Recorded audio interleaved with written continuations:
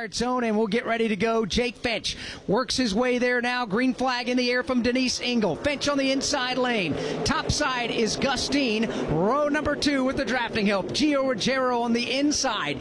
Daniel Dye is top side as they race to turn 1. Both front row drivers getting all the drafting help they can stand right now. Nobody able to get an advantage. They are side by side, inches apart in the banking. They nearly touch coming off turn 2 to the back straightaway. Jake Finch to the inside, Gustine in the outside. Top 12 cars all doubled up in rows of 2, a lap and a half away from the checkered flag. Leader's out of shape. Jake Finch gets turned in front of the field. Couple other cars go piling into the outside wall, including Gustine. The only 2 cars involved somehow, as everybody threads the needle between them, happen right at the front of the field.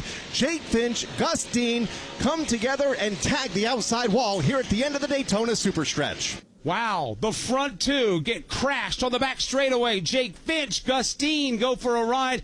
Both of those cars nosing into the outside wall. That puts us under caution for the 7th time of the afternoon, and that turns the lead over to Gio Ruggiero. He will come to the line with Jack Wood behind him, Daniel Dye, Jason Kitzmiller, Jake Bowman. The rest of the top 5 back to Kyle Rickey for a recap. And somehow both cars pull away. Jake Finch and Gustine, after battling for the race lead, they tangled about halfway up the back straightaway, both nosing into the outside wall before coming across in front of traffic, which was most of the field, and all the cars left running here, they all were able to avoid and continue on. And in fact, both of the cars involved in Finch and the other car of Gustine now able to pull away. Gustine tore up right front corner. Jake Finch also limping back to the pit lane. Well, Steve Post, you've been down there in the Gustine Jake Finch pits for the entire afternoon. I would imagine there's some frustrated folk down there. Yeah, there is, Alex. Boy, Danny Johnson, the crew chief for Jake Finch,